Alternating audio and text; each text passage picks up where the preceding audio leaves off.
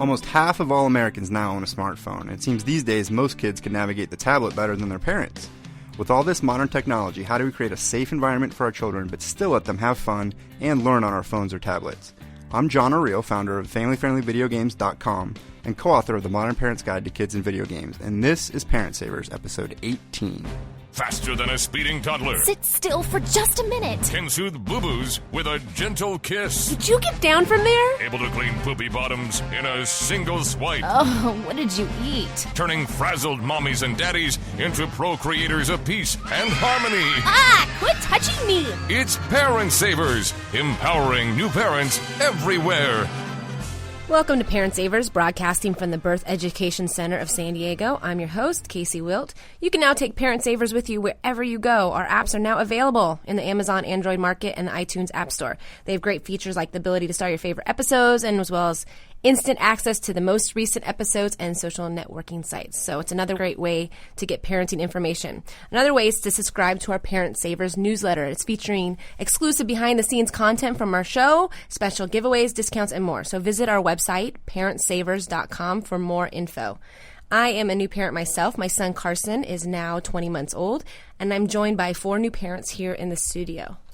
Hello again, my name is Owen. I own a video marketing and website development company in Oceanside. I've got 3 kids, a 5-year-old, a 14-month-old, and a 4-week-old. Wow. Yeah.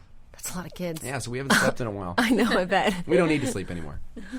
Hi, my name is Todd Wood. I'm 40 years old. I work for the Department of Defense. I have one daughter who is 15 months old. Hey, my name is Benjamin Martin. I'm 26, and I run a business in Oceanside, custom graphics, woodworking, etc. I have a 2-month-old little girl. I'm really short on sleep, in case you can't tell. And it's awesome. I love it. Hi, my name is Colin Rand. I am 32 years old. I have 2 wonderful boys, one 5 years old and the other is 2, and they give me a run for my money every single day. They give me a run for my money. Between I want a Sprite and no lettuce on my taco. It's very picky sometimes within my kids' meal situation. But I also own a entertainment company as well. Today in our news headlines, here is the line. Drop the pasta, Dad, and no one gets hurt. And it talks about how once you start having kids, you know, if your kid's a picky eater, like you were just saying, your kid's a picky eater and they leave this on the plate and they leave that on the plate. Well, what are dads for? They're the little garbage pail. You know, you shovel it in your mouth and everything else. Is that true in your house? The problem with me is that Kanan loves his greens. Uh-huh. So he'll leave half a burger on his plate and eat the bun. See, the problem is that my plate is so full anyway. But his leftovers become my late night snack. Yeah. You know. Yeah, I actually figured that, like, at restaurants now, I'll order less for me, knowing that I'm going to end up cleaning up after those guys. That's a good idea. Well, the chicken nuggets look so good on the kids' You know what? menu. Just get them a 20-piece McNuggets at McDonald's, and I'm not going to get anything because I'll end up eating most of those anyway. I ask for the kids' menu. That's a good tip, too. Well, and this article said that it found that the father's risk of obesity rises 4% with each child, and a mother's raises 7%. Well, I mean, that's obvious, but it said women have hormonal changes. So what's your excuse? Tasty. Right. You know, I mean, I think there's less time. For me, I feel an obligation that, you know, it's no longer about taking care of myself. I'm taking care of my family. And I almost feel selfish if I'm taking time away. And it's wrong. I shouldn't do that. You've got to take care of your body. But I was in the best shape of my life when my first son was born. And now 5 years later, I'm not there anymore. Well, you're preaching to the choir. I was an Adonis. I was literally in the gym 4 days a week. I was in the best shape of my life. I was doing 5Ks and 10Ks. I was mountain biking. And that's what I think attracted my wife. You know what I mean? Right. And then we had kids almost right away. So I actually, and I'm still in decent shape. I got married at a size 32 waist. I'm now a size 35-ish waist. And I got a health test, and I was obese for the first time in my life. Really? Yeah. Now, body, BMI, you could argue that a little bit on how scientific it actually is, but it was a wake-up call for me. Yeah. I don't know what you guys are talking about. I've lost 30 pounds since That's such a lie. I've known Colin since high school, and we've got some weight to lose. You were about to say something, Todd? Okay. Well, and actually, the article actually said not only do we finish our food, but it's the palates. So it's our refrigerators and dinner tables have begun to bend to the palates of our children. So you're eating goldfish. Right. I mean, did you have goldfish when you were in your 20s? You know, absolutely, all the time. I still do it all the time. Yeah. The multicolored or just the orange? The flavor blasted. You got these new fandangled goldfish. I don't want anything to do with them. Well, the thing that I find, especially with my kids, because they are picky eaters, like Owen said earlier, but they're healthy eaters. In the fact that I'm having my own plate and I'm eating fast to try and get to them to help them eat as well. And what I'm doing is I'll go and get a second helping to actually show them, hey, look, guys, this is actually really good. And so I'm trying to set that example of you need to eat these either vegetables or this protein like salmon. And my 5-year-old son, Lucas, his favorite, if you ask him, his favorite dinner is salmon and broccoli, which is awesome. Which is really cool. But what I'm finding is he's watching me eat, and then he's not eating himself. So I'm going to get more, say, okay, let's have a contest. Who will eat more here? So it's a little different. Yes, I'm eating more. I'm going to get a second helping, but it's also it's more to set an example of what we need to eat. I eat less at home and more. It's like you were saying, like you want to spend time with your kids. So I rush home just to get home for the end of dinner, and I picked up some Wendy's on the way, and my wife hates that. She, I had dinner here, but it's like, yeah, but you're already an hour into it. And I want to go be with my kids, you know what I mean? Because I get home maybe 6, 7 o'clock. That's right at bedtime. So I get home. I don't want to sit down and eat. I want to help clean them up, give my wife a break, and play with the boys for an hour before they go to bed. So, you've got that fast food thing that happens. And that happens, pretty often in my line of work. Yeah, I mean, there's no doubt that the convenience of food, that sometimes you can just fall in love with it and then get in patterns with, let's just go with the easy stuff as opposed to the healthier stuff. It just takes a little more time to cook that healthy stuff, and it's great to get that in your life. And don't get me wrong, it's not that we completely get away from the fast food or the convenience of getting something quick to go. And that can also come back, and it's a double-edged sword. When you're trying to set an example of what to eat, they'll look at you and see that salmon and broccoli and eat it, but then they'll also see you eating the double or the the bacon cheeseburger, and they go, oh, I like that, or well, Dad's eating that, so I must eat that too. Well, I guess we should, on a quote that it said in the article says, your eating food is not helping anyone else who is starving. So I guess remember that one. Today on Parent Savers, we have John O'Reilly, author and video game insider. Plus, he's a concerned dad, here to talk with us about technology and our toddlers with the ever-present smartphones and tablets. So, what do doctors say about this? Well, the American Academy of Pediatrics recommends that kids under 2 have no screen time at all. But I don't know that that's really realistic. And the thing about those studies is technology changes so quickly that there aren't really a lot of established studies for doctors to look at to see the impacts of current technology and smartphones on kids today. So what they do is they go to the screen that's been around the longest, the screen that's been around for 60 years, 50 years now, the TV. And they base a lot of the research on TV. So a lot of that's based on their kind of seeing impact of kids sitting in front of a TV, watching a show, and saying, you know what, kids under 2 don't need that in their lives. But these screens on the tablets and smartphones are a little bit different. So there's some doctors that say, there's some doctors that point to that and say, don't do it. If you can avoid it, don't do it. There's some doctors that say, you know what, it's fine. There's really nothing to worry about that much. Just don't do it too much and do it a little bit in moderation. So you'll see different opinions from different doctors. The official line is no screen time under 2, but I think we can probably all attest a little bit that that's just not realistic and not the reality of the world we live in today. Well, my question is, I have a 5-year-old and a 2-year-old, and my son, my oldest, loves to watch TV.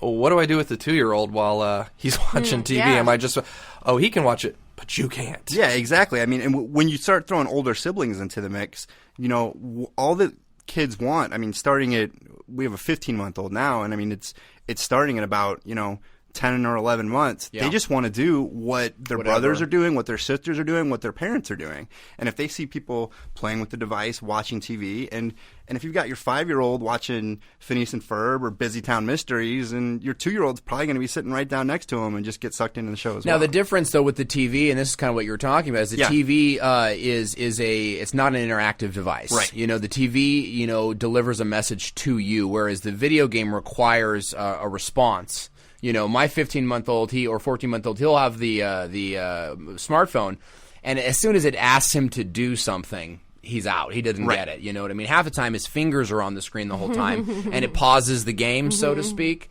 So there is a difference there. Yeah, exactly. I mean, there's an interactivity to these tablets and apps, and there's definitely this level of, you know, kids need to be old enough to kind of understand that. I think when kids, even like before 1 year old, you know how kids just want to grab everything, put it in their mouth. I think there's that aspect of the first thing. I mean, they see their parents with it all the time. And, I mean, I'll admit I need to do a better job of it. I'm sure we all do. But we check our phones, we check our emails, we see what's going on with the score of the game. And kids see that and want to model that behavior. And kids just want to grab what everyone else has. And I think it starters, like before they turn 1, they just want to chew on it and see what it tastes like. But as they get to maybe around like 18 months old, I think they start to figure out that, hey, this can actually, I can control this, and that's when they can start kind of understanding that it's more than just, if it asks them something, they don't throw it away, then they kind of start realizing, hey, I can slide that bar across and unlock it. I mean, kids can do that before their second birthday. There's a viral video online that showed, and it's a few months ago, it showed a little girl with the magazine. Did you see that? Yeah, I think so. And she had the iPad, and she's, you know, flipping through it. Not, you know, she's just flipping through it, but she's actually engaging it. And then they give her a magazine, and she's doing the same thing with the magazine and can't understand why it's not doing anything. Right. You know? Yeah. And that was under 2 years old type of it's a brave new world, you know, that we're in here. Absolutely. If you think about it, I mean, for these kids growing up now, I mean, this generation, they're not going to know a world without touchscreens. That's right. It's weird to them. It's crazy. And some amazing touchscreens. These are not like I had a tablet computer. You know, the screen flipped around as this behemoth in 2007. Those were the beginnings. Right. This is a whole new type of technology that it's incredible. It's going to be to them, if you can't touch a TV or a screen and manipulate it on it, I mean, it's going to be like us looking at a phone with a cord on it. Like, what? Right. What's the point of that? And, you know, it's interesting. We just did some traveling, and my son, we stayed in a hotel, and he picks up, you know, the hotel's got the big, you know, rotodial phone or whatever, and he goes and he picks it up and he puts the receiver on his ear, and my wife and I were just like, how did he know that was a phone? You know, because he's never seen this device before. But there's some intuitiveness about that. You know, now he does the same thing with the remote control. Yeah. So, you know. My son does with a calculator. Right. Exactly. Right.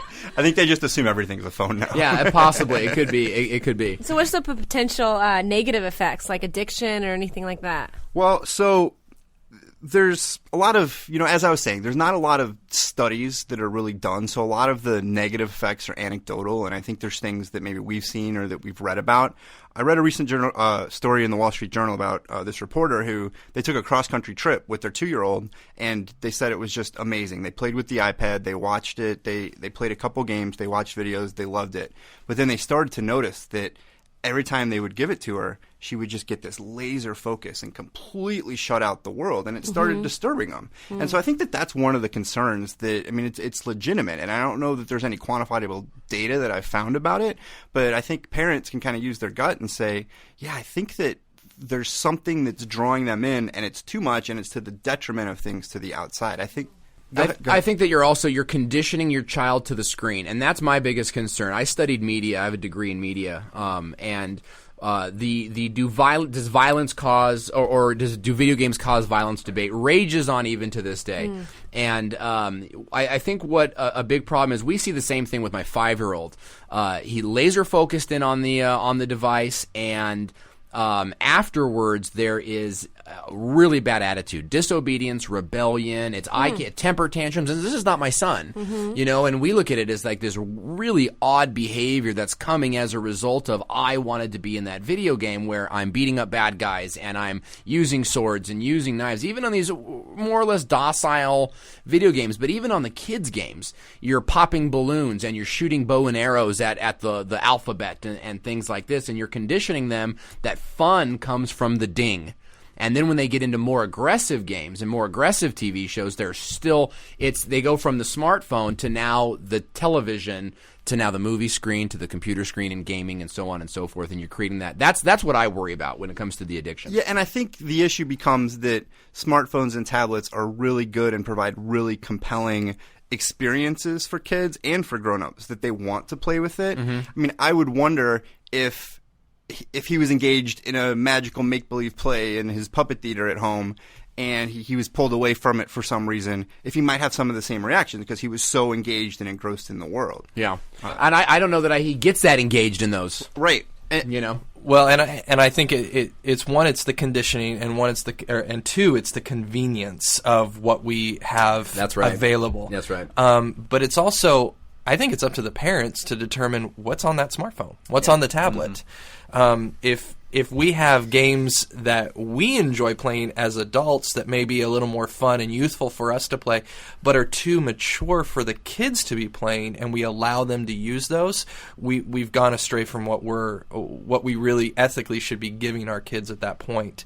But if we give them the availability to painting with your finger on the tablet, or learning your ABCs, or a talkback type of application where you're talking to a cat and it talks back to you, that kind of thing. Yeah, exactly. If we give them those type of interactions to do, is that necessarily going to instill some type of value of this is fun in a positive and principled way, as opposed to this is fun in a destructive and tormentive way? And if we give that, I don't see a problem with letting them use that on a regular basis. I mean, yeah, Toy, I think parental engagement and involvement is key. I mean, the parents need to know what's on the tablet, what's on the smartphone, especially, really for kids of all ages, but especially for the youngest kids. You need to make sure that you know what they can possibly be accessing, and ideally that you're finding some apps that they can get in and they're not going to get out.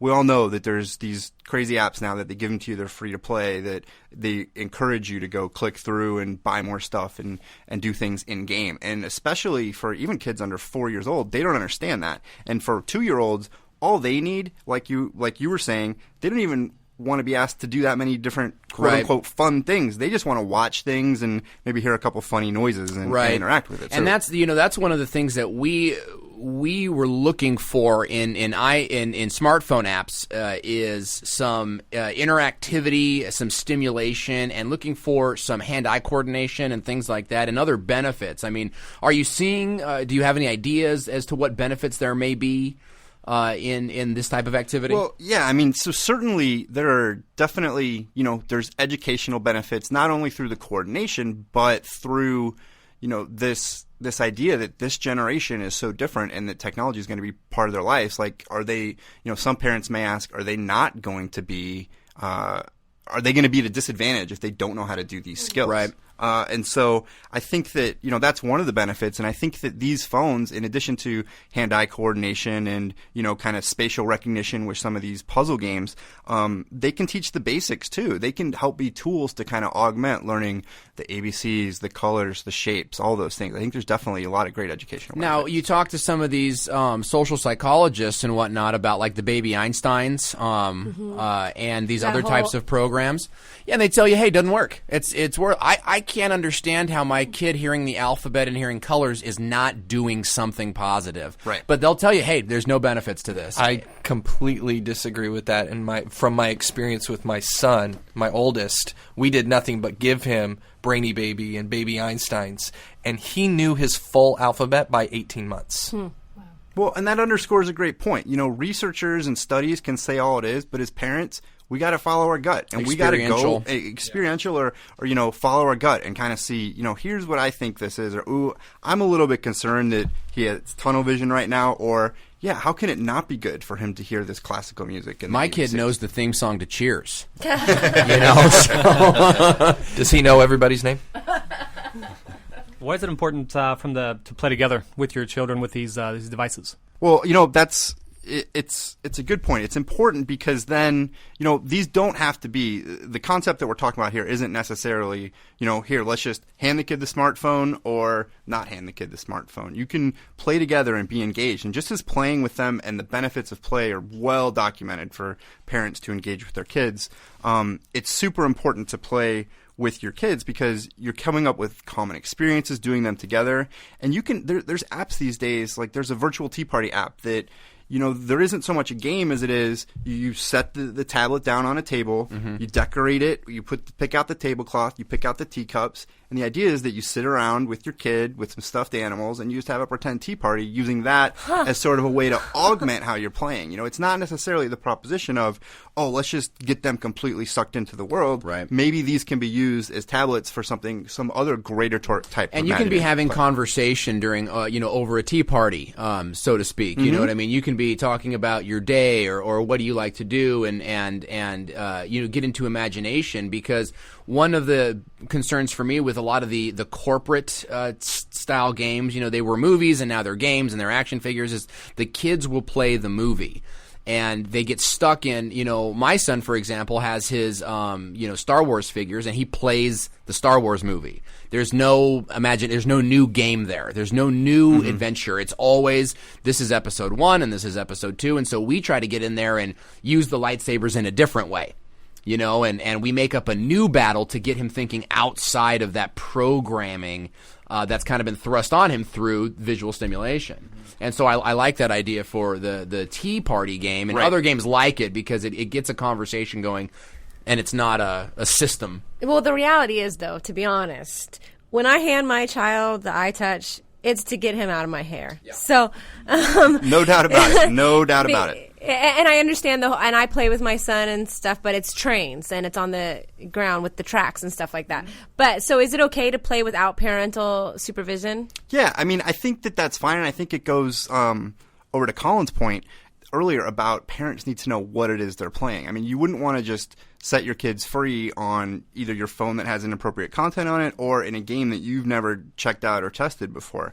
As long as you know and you're confident on what the games are that they're playing, I don't think there's a problem. And I think that we can talk a little bit later about some good time limits and some ideas for times. But yeah, it's definitely fine. I think that, Common Sense Media, I was looking up a stat that 40% of kids between 2 and 4 years old are playing with their smartphones. And I actually think that that's going up now. Yeah. I think that study was about a year and a half old, and I think that the number's got to be over 50% now. It's just a fact and a reality of life. And how great to get that moment of just kind of relief when you're 18-month-old. Hey, it's the only way my husband and I get dinner together at a restaurant. I see. I don't get that. When my kid, my 14-month-old, has a $400 device in his hands, I'm not calm. You know what I mean? But for us, it's the old phones. It's the recycled. Yeah. We bought the new generation. The kid gets the old generation. Well, and actually, we had a comment on our Facebook page about someone who wanted to mention that there's a Fisher-Price type thing. It's awesome. And it's like $15, and you stick your phone in. And the best part of it is, my son always likes to push the button. So he's playing a game, he pushes the button, and it's over. This best part of it has a screen across the button, and they can't push the button. They got handles, and he can throw it on the ground. We've seen it. We love it. Yeah. How cool is that company is kind of embracing it? But that also underscores the point. If everyone was really following this American Academy of Pediatrics recommendation to not let kids play under 2, Fisher-Price wouldn't be making that toy. Well, we all know the reality of what that is. So exactly. When we come back, we'll talk about good apps for our kids, as well as teach you about parental controls. So we'll be back shortly. We're back with John Urbio here to talk with us about technology and our toddlers. So, John, what are some good apps for our toddlers or even younger? Yeah, so I've got a list here of some apps. I say games, and really it kind of blurs the line between the two that are good for like kind of a broad range of ages. Zoo Train is by this company called Busy Bee Studios, and it's great for young kids, 2-year-olds, 3-year-olds. And what you can find is games like this. If you can find a place like Busy Bee, that it's parents that work there, it's parents that design these apps, and they have young kids, so they make them with those in mind. So if you search for them on the App Store, you could see all their apps. But Zoo Train and Bug Games are a couple that they have. But another app that's really great is this app called the Moogies. And Moogies, spell that one. Moogies. And what it really is it's an interactive cartoon. And it goes to the point that Owen was making earlier about, you know, kids not necessarily even wanting to do much with it than just interact. And you get these scenes of these animals doing funny things, like maybe there's a horse exercising or a mouse in a laboratory, and you touch different parts and different funny things happen, like the exercise ball blows up and the horse goes flying across the screen. And it's just different ways that they can keep interacting in the funny environment. And as we all know, 2 and 3-year-olds will just do the same thing over and over and over again, and it's hilarious. So that's the Moogies, and it's pretty great. That's interesting because with the 14-month-old, Jameson is always pressing the buttons, and he presses the ads and stuff like that, and then it's, you know, it's like, hey, get me back to where I was.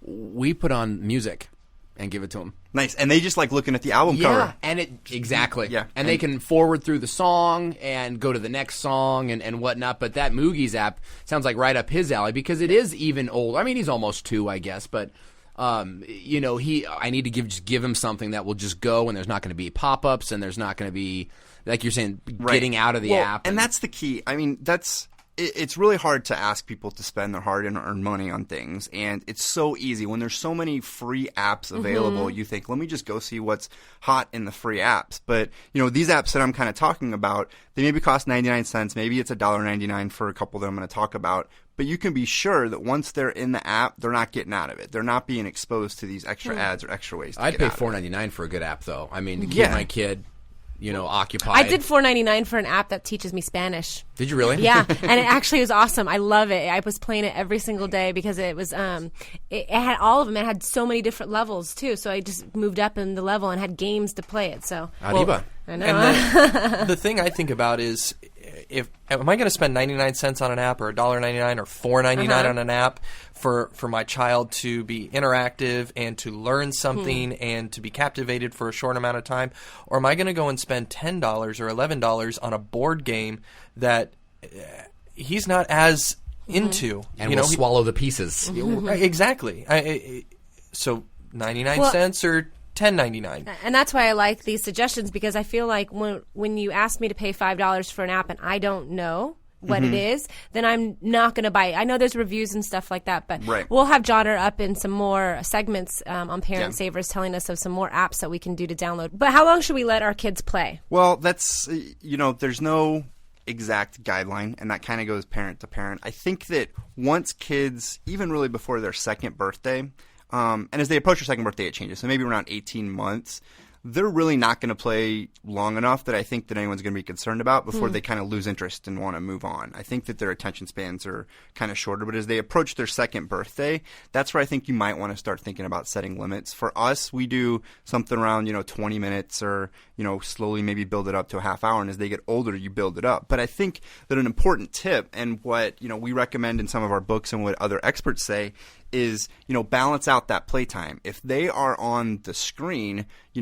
make sure that they have at least a minute or two for every minute that they play on screen that they're playing outside or doing some sort of engaging real world play. And and enforce it and time it. And, either set a timer to count down the time to play or keep track. And if they play for 20 minutes, make sure they spend 40 minutes outside. That's a good. And not outside banging on the window, can I come in and play video games again?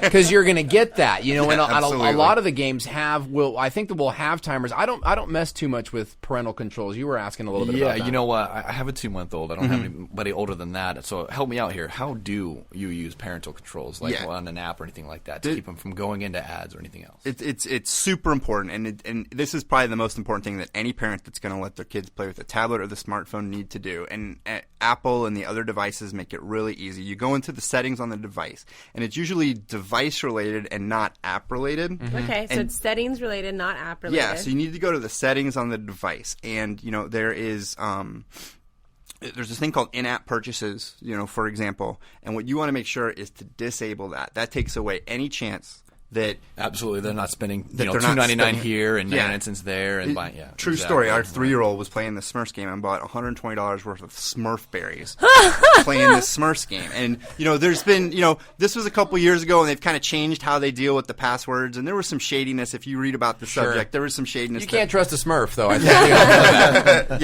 yeah. What, the Smurf? Like, that's what I said when I found out about it. That was shady Smurf. Yeah, exactly. But you can just turn off the ability to do in-app purchases. resources. Chances are you're not going to miss it using it on your phone, and to make sure that kids aren't going to be able to do it. Now, you can also, tweak other things and other ways that they can access information through the settings on the device, and that's the key. And I've got some tips. We're all sitting here. Everyone's got their iPhone out and working on their settings and changing and I can make sure to give that info to KC to make sure that you can post it on the site. That sounds great. Or get a link to show it where we have it on our site on Family Friendly. Or Video get Game. the app. The Parent Savers app. That's right.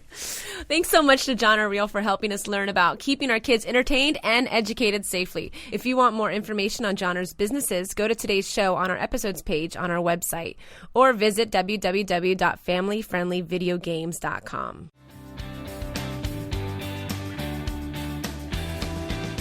Before we wrap up today's show, here is a segment on how to better protect your children.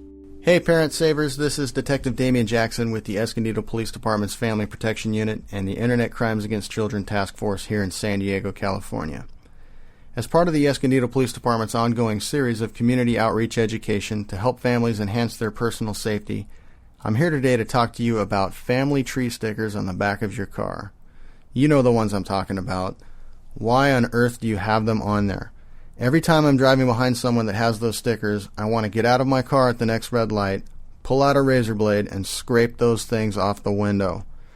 Of course you're proud of your family. Who wouldn't be? They're the most awesome people in the world, and they're your pride and joy. So what's the harm in having these stickers? Let me paint a scenario for you to ponder. Let's say a local child predator has spent some time driving behind you, studying the names below those stickers on your back window. I mean, you have them all conveniently listed, right down to the family dog. Then they happen to chance across one of your children and has this little exchange with them. Billy! Oh, I'm so glad I found you. Your dog Rex got hit by a car and your mom Jennifer had to go get your sister Alice and take her to the veterinarian.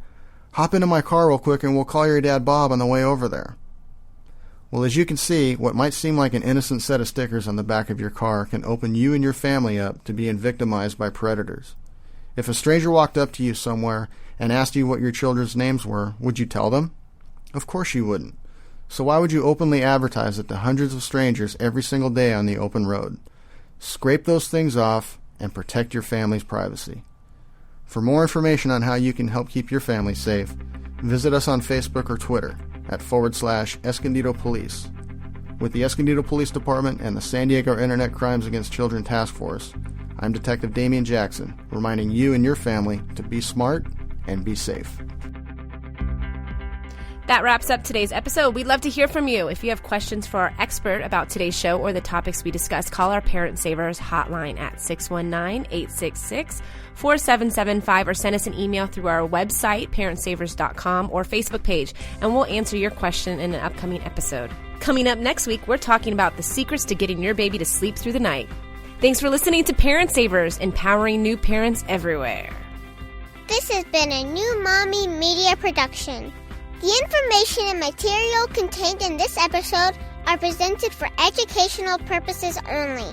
Statements and opinions expressed in this episode are not necessarily those of New Mommy Media and should not be considered facts. While such information and materials are believed to be accurate, it is not intended to replace or substitute for professional medical advice or care, and should not be used for diagnosing or treating healthcare problem or disease or prescribing any medication. If you have questions or concerns regarding your physical or mental health or the health of your baby, please seek assistance from a qualified healthcare provider. Hey mamas, don't forget to check out Mighty Moms. It's our online community built for new moms just like you. Not only can you connect with other moms, but you can also join us backstage for special mom-only online events. And you'll also be notified when we're recording so you can join us as a special guest. Visit our website, newmommymedia.com, and click on the Mighty Moms banner. It's free. That's newmommymedia.com. See you there.